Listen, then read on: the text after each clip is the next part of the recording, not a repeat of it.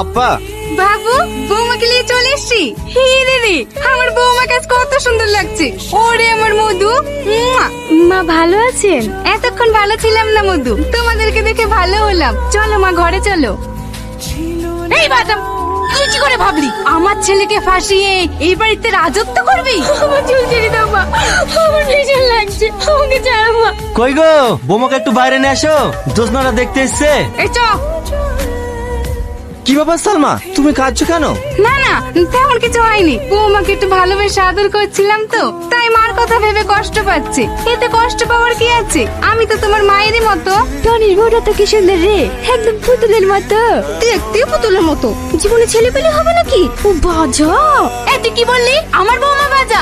আমার বৌমা বাজা হলেও না আমার ঘরে লক্ষ্মী। এই বেরিয়ে যা আমার বাড়ি থেকে। এই চ। দেখো দিনি, লোকের কথা শুনে তুমি কেন কাঁদছো? আমার পরিবার তোমার সাপোর্টে আছে। সালমাকে ঘরে নিয়ে যাও।